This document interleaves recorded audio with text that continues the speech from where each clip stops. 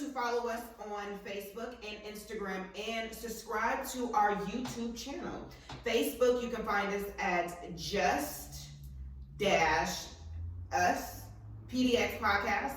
Instagram is just underscore us underscore PDX podcast.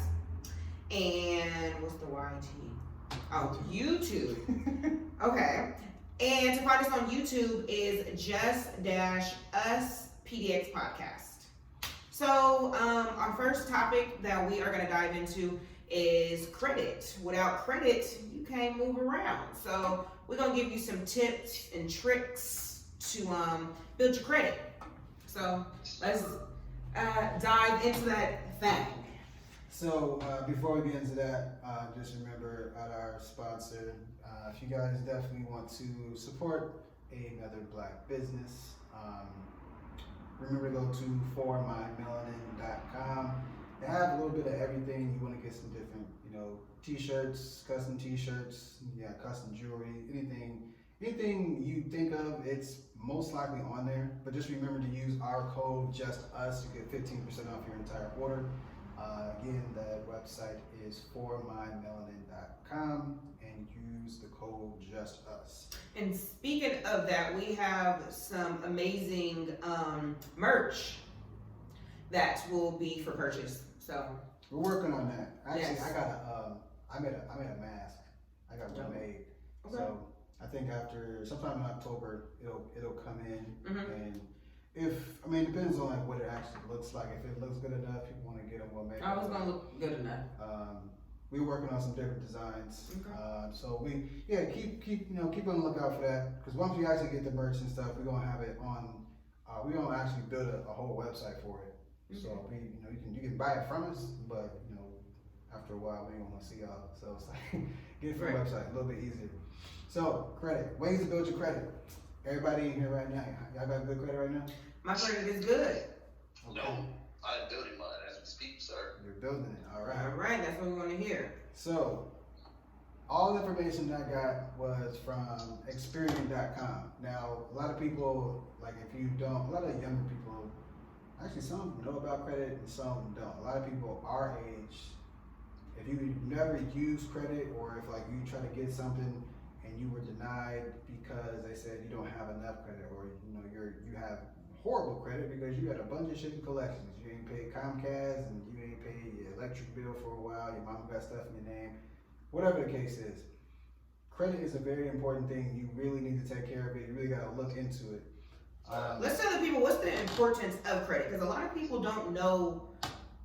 They hear credit and having good credit is so important, but let's tell the people that don't know about credit, what is the importance of it. Go ahead. You want to talk to the people? Credit is probably more important than cash. It's way more important than cash because with an excellent credit, you can get pretty much any car you want, any house you want, any credit cards you want. You know what I'm saying? It's a really big thing. A lot of people don't really take advantage of it when they're young to build their credit up. Yeah. So essentially, when you get to the age where, say, you wanna get a credit card, or you wanna open it, because there's a thing with credit. There's different lines of credit, and there's different ways you can actually accrue credit as well. So when you're growing up, your parents probably open up a checking account for you. That's a small line of credit. When you get your cell phone in your own name, that's a small line of credit.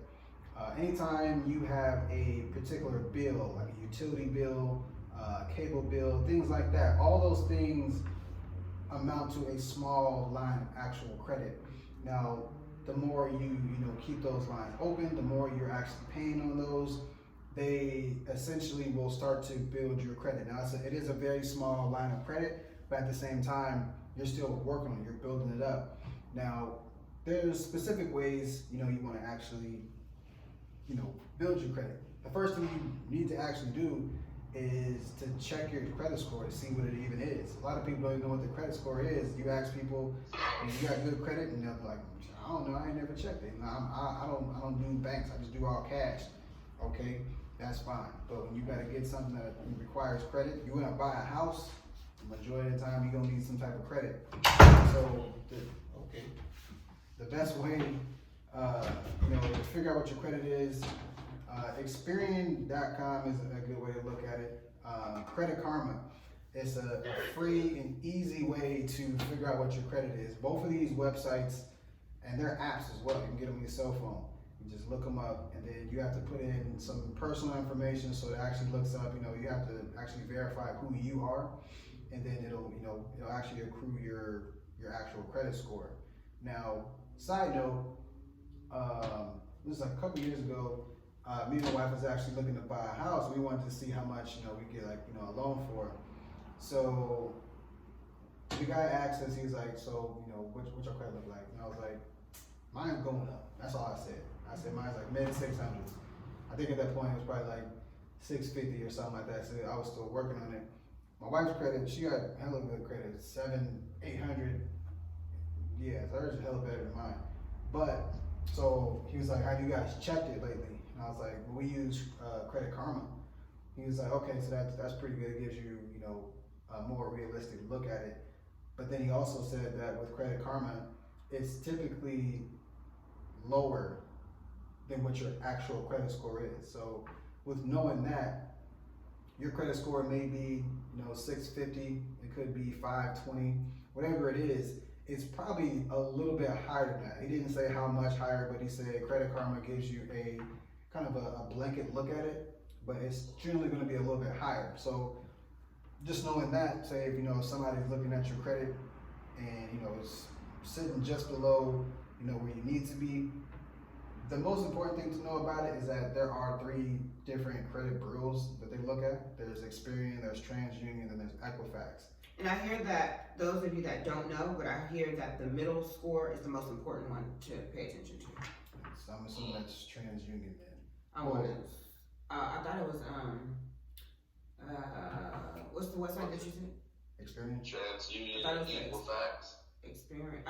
I don't know, because One of those 3, because that's the thing. But I heard that it's the middle one. Look up which one it actually is. Mm-hmm. But when you look up your credit scores, you'll see it'll tell you whether they're in the exact order of Experian, TransUnion, and Equifax.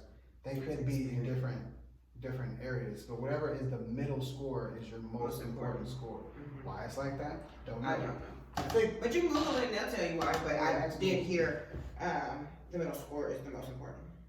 So a lot of times people don't know why the credit score is effed up, and essentially it's because you were irresponsible. Now this is 50-50, because if you have a parent who's actually put stuff in your names when you were a kid, obviously you don't know that.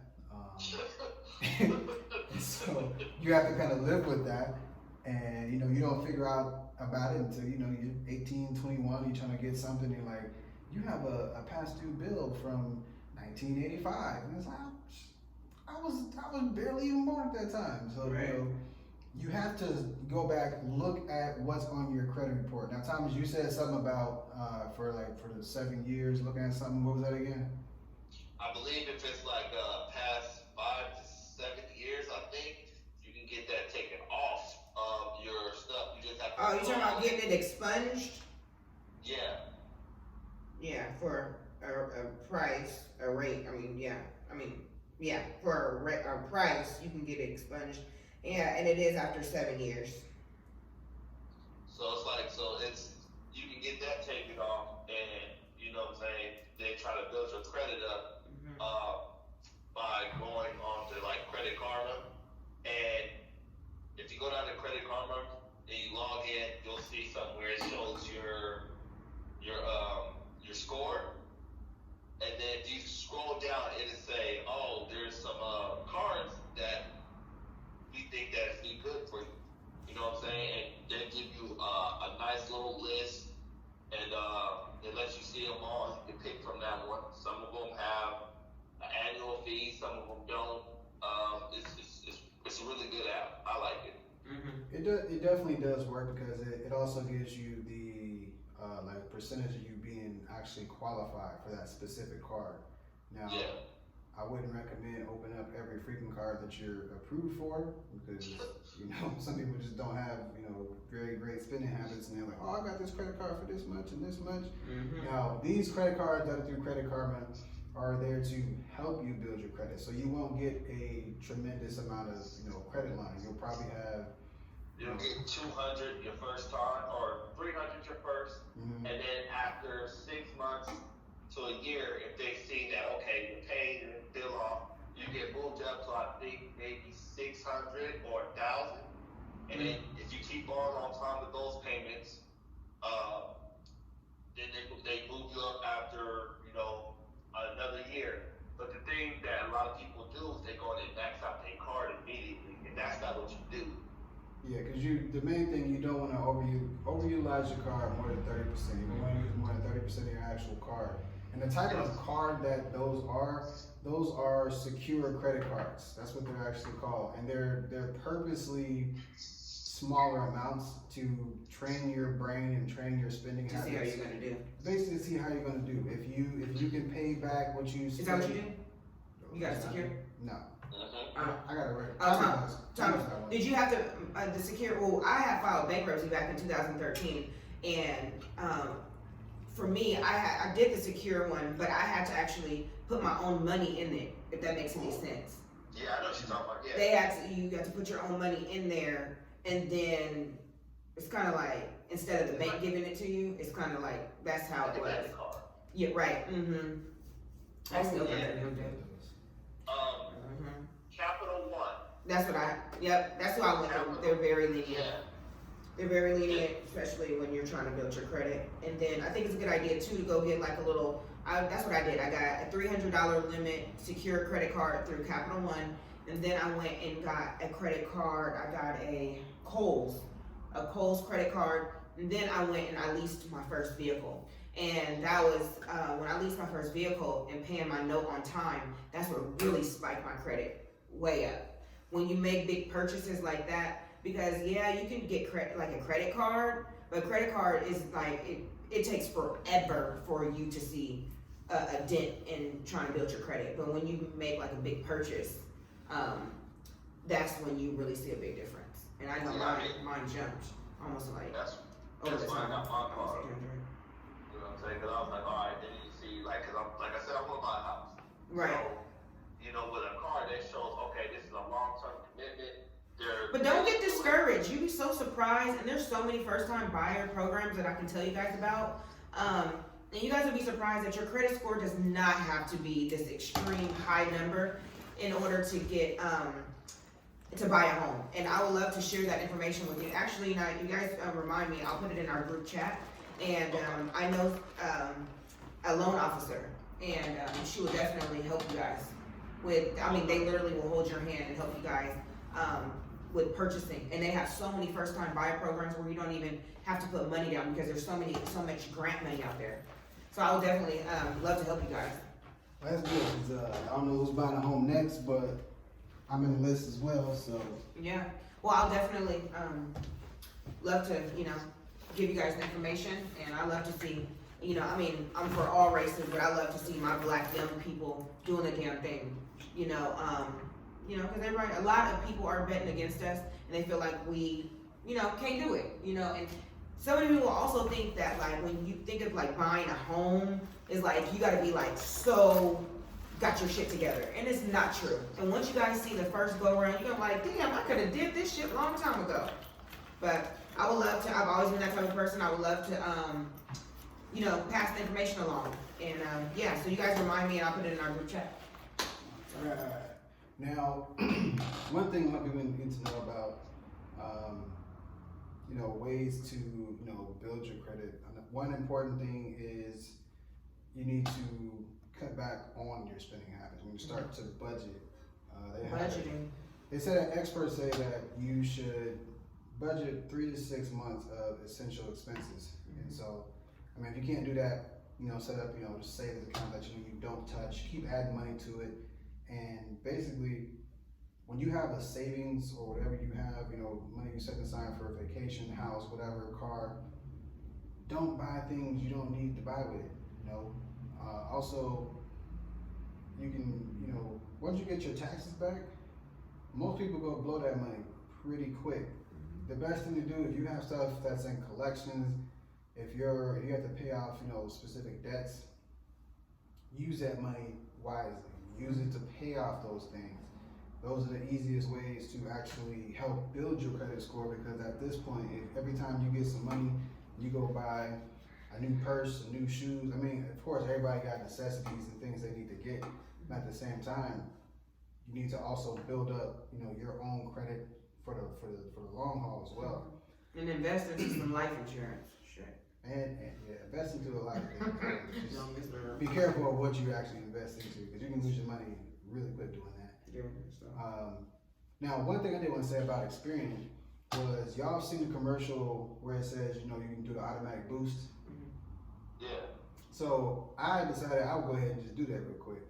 I didn't know if it was real or not, but my credit, I think what happens is, so when you go into it, and basically you can find information, you go on Experian.com, do it on the website, do it on your mobile app, whatever you want to do, and even if you're already using Credit Karma, perfectly fine, you know, keep that as well. But Experian is a different, you know, credit, you know, reporting bureau, so it also will boost your overall score either way. And what I did was, So it really work. yeah. And so what you want to do is, once you set it up, put your information and kind of build your profile and whatnot, you want to, it'll ask you, do you have any reoccurring payments? Now this can be like your cell phone bill, gym payment, your rent. Anything you have that comes out every month on like a specific day, or just every month, a reoccurring bill, put that in there. So basically what it does, it shows that every month on this particular day or this particular time frame, you're paying the same exact bill. This bill is getting paid. So it'll ask you how much your rent or your mortgage is. It'll ask you, you know, do you have, you know, a cell phone plan? Do you have a gym payment? It'll ask all these things different ways. It'll give you, just like you know, sign up for insurance. They always ask, you know, do you have this? You have this. So you can try to qualify for different discounts. With Experian, they ask you different things to see how many ways they can potentially boost your credit score. So once you do that, at the end of it, you'll submit everything, and then it literally is a button, just like on TV. It says boost. And once you push that button, now your numbers will vary, but you push that button, and it basically calculates, because even though you just put the information in, it's tied to your card. Whatever card. Oh shit. Whatever card that all those payments are linked to, it basically goes back and tracks it. And so it'll go back 3, 4, 5 years, and it'll track how many times you've actually made the same consistent payment. And so if it sees you had no late payments and that particular date doesn't change on that particular payment, that's like additional points you'll get. And so you push that boost button, 3D little, you know, animation on your phone goes up, and there's confetti everywhere, and it's like you just raised your score 50 points. You raise your score 10, 20 points. How often can you do this? I think it's once. Cause I went Is back. it one time period, or like one time a year, one time a month? I haven't tried it. Did you try it again? I did. It didn't do anything. Oh, we do that. It might be able to do like maybe like once a year, possibly. Because the thing is, like with your credit, even when you call, get stuff knocked off, you pay things off. I think it's like a 3-month cycle, because it takes a long time. As people will say, like, I just paid this off, and like my credit hasn't like updated, because it literally takes months for it to actually update. But that boost, credit is one of those things that's just so freaking tricky. it is, because you can do nothing and your credit can go up, and you can, Yeah, and then there's been times that I've done that. Like I'm like, okay, so do I need to pay all my bills on the first, and then it'll go up? And they be like, no, because it's like all about the reporting to the. I'm like, listen. Yeah, about how it reported on certain days. So, yeah, that's what I'm like. I guess the best way to go about it, just pay your shit on time, I guess, and just let it do its thing, because I don't know. And they be like, yeah, because this one reports on this date, and then from the 13th to the 21st. I'm like, oh, hell. yeah. No, it's actually high. I'm high. I'm good. Nah, my blood sugar is just high. That's why. So how would we need to come down? I gotta take some medicine, but I'll do it a little bit. Okay, well, let's wrap up. Don't, now. It We ain't gonna have me happen. in here. No, Acting you'd crazy. be worried if it was low. And then, yeah. But anyway, I'm fine. So I'm gonna go over 20 ways to boost your credit. It's like, these are just like little quick tips. So this is all from Experian.com as well. Set up automatic bill payments. That's self-explanatory. Pay down your balances. That could be on your credit cards. That could be on whatever you have collections. Especially if you do have things collections, don't let it sit there, because eventually it will come after your paycheck, and you will not know about it until you are missing thousands or $100 of your paycheck. Not speaking from experience, but I know that definitely does happen. Things that sit in collections for too long, you don't touch. You should always go set up some type of payment plan. That's the most easiest thing you can do. Whether you can pay $10, $50 a month, set up some type of payment plan, because when you're looking at buying things, they'll look at your credit, they'll see that on there, and they'll see that you've done absolutely nothing to try to reconsolidate that particular debt. Get a credit builder loan.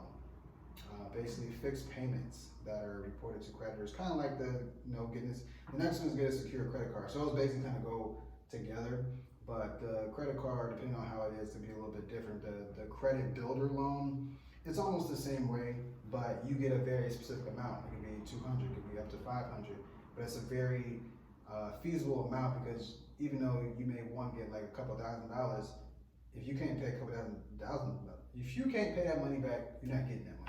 Mm-hmm. So that's only for you. Those builder loans, the credit builder loans, are the ones that you can actually pay back, and they know you can pay it back. It's just a matter of you actually doing it. It also said number 5 was to join an account as an authorized user. Now, this is kind of tricky, because you basically have to join someone else's account as a authorized user, meaning if this is a teenager joining their parents' credit card account or their banking account, gives them authorization to basically spend their money. Now, if your parents have an extended amount of funds and they don't care what you spend, sure, feel free. Most people, my kids are definitely not getting on my card. Hell no. Because we already know what they like to spend stuff on. It's a bunch of fun stuff. So I already got my Video games. Yeah, It ain't so, so good. exactly. So, it's the same thing. When you have like your account set up on TV, buying stuff. My son bought movies and shit. As soon as he bought a movie for, ooh, Jesus, his Blackberry starting now. I can't turn it off. He bought a movie for $40, bro. He did? Yeah, he watched 6 seconds of it. Oh. And then changed it. I was mad. I was trying to You like, you better cancel it. sit your ass right here and watch every bit of this goddamn. He didn't even want to watch it. I basically, I'd been with a bed at that point.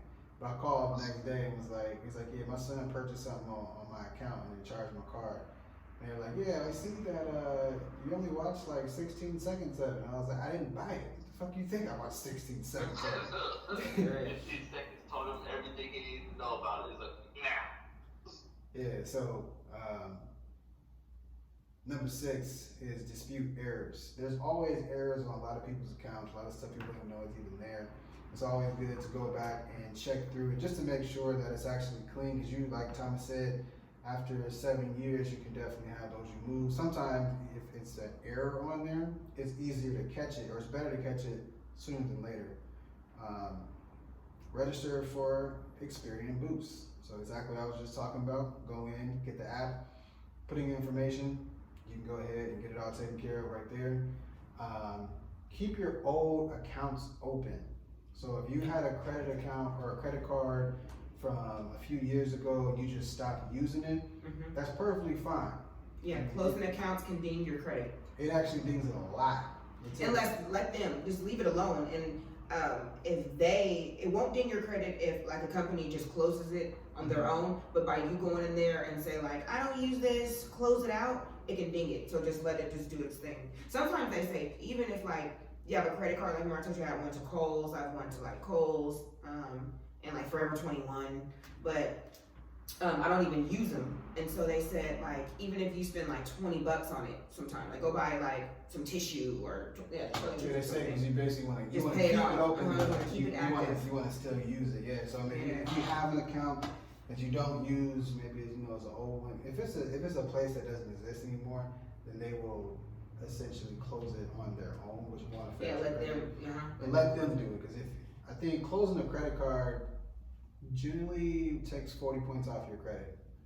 And so you don't want to have to do that, especially if you have multiple, accounts, multiple cards open. Just leave it be. Go spend $1, go to the store, buy something, and just pay it back off.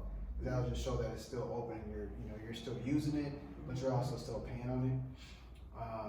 And that's the same thing with number 9 is limit new lines of credit. A lot of people think, oh, I need more credit, open another credit card. That's not always the best thing to do, especially if you can't afford the credit cards you currently have open. Number 10 is to limit loan apps to short time periods. So if you do get a loan, make sure you get that loan for, if you're buying a house, typically that's 15, 30 years. Actually, on average, it's 30 years.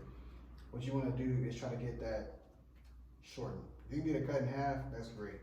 But, specific loans, you don't want to have them for a long period of time because your interest will definitely drive up, and they can always, when you get a loan, you don't control the loan. The bank controls the loan. Wherever you got it from, they control that loan. So it can always change. Your situation can change. You don't want to be stuck in a long-term loan at all. Number 11 is to pay off credit card balance every month. That's the biggest thing people kind of, fall guilty of is sometimes you fall on hard times, you got to use your credit card and you can't always pay it back. So in that case, most times when you get a credit card, you have 6 months, sometimes to a year with no interest. Try to get it paid down within that time frame. As soon as you reach outside of that time frame they have in there, you're going to see that interest, and every time you make a payment, it's going to add another $15, $20 on there. So at that point, you are basically overpaying for the amount of credit that you're actually getting. The next one is to track your credit score. Self-explanatory. You don't track it, you won't know what it is. You won't be able to get stuff essentially. Protect your personal info and avoid fraud. A lot of people are stealing information at this point, so don't be buying things off third-party websites. The easiest thing is just to not buy things online. Responsibility add to your credit mix. So like I was saying in the beginning, was different lines of credit. So it could be something as small as getting a different, utility company, phone bills. All those little things are different lines of credit. Credit cards are different lines of credit, and so you want to make sure you have at least one of all of those. That way you can build it up a little bit easier. Next thing is create a budget. Everybody needs to create a budget because everybody is not full of money. If you are, congratulations. Work for a non-profit credit counseling agency. I don't know nothing about that one. What is it? It says That's new to me. yeah, work. I think it's work for a non-profit credit counseling agency. And I think what it sounds like is it's an agency that basically helps you build your credit. But I don't know what the difference of non-profit is, if it's like better or whatever. But essentially, it's something that can help build your credit. I don't know how it does if you're working for them, but that's what experience says. So hey, check it out, Google it. I'm not doing it, need to necessarily. Next thing is avoid credit card repair scams. This is a big thing that goes on a lot. Everybody is like, hey. I see that a lot on Instagram. Yeah, everybody is getting into something and say, hey, if your credit is this, how I can fix your credit, I can help you with this. Credit repair. You're right. Look into the companies before you start, giving them information. Because if you're paying them more money than what your credit is at, you're getting scammed. And always remember, a legitimate company is not going to call you inquiring to fix your credit. In order, like credit repair and all those type of things, that's a person reaching out to that company. When people call you, first of all, there's no way that they could have just a stranger pull your credit to see that it's messed up and it needs to be repaired. So please don't fall for the what they say, the okie doke. Yeah, because they're not gonna call you. So that's just a little piece of free game. Yeah. So the next one was like I was saying with the Experian Boost, is add rent payments to your credit report.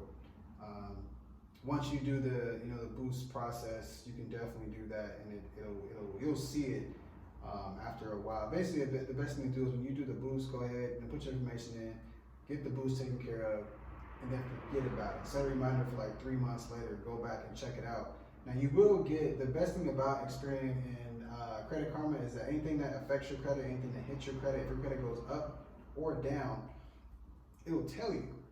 So you'll get like a little email reminder or a notification. It's like, hey, this is happening with your credit, or if you make a major purchase or open up the credit card line, it'll post to your credit within like days, a day or two, and so you'll always be in the know about your own credit with these particular the companies. And so the apps you have, you'll definitely be able to keep up with it. If you do get a loan, number 19 is get a loan with help from a cosigner. So it's the same thing if you're written to place buying something. A cosigner is basically held liable financially with you. And so if you can't, pay something, pay it in full, don't have it all, you can always rely on a cosigner, which definitely helps. As long as your cosigner is in better financial shape than you. You don't want to have your little brother who don't know nothing about anything be a cosigner just because he, making a little money. And the last thing is to have patience. None of us really have patience when we want to get something right away, we want to do something, but it's the best thing to do because, like I said, building your credit definitely takes a lot of time. It takes 2 to 3 months essentially for things to get knocked off officially. So it's good to know what you're actually doing. And really quick, what they consider is good credit, like number wise. Everybody say, oh, I got a 650, I got an 820. Now, good credit is considered at a 670 or better.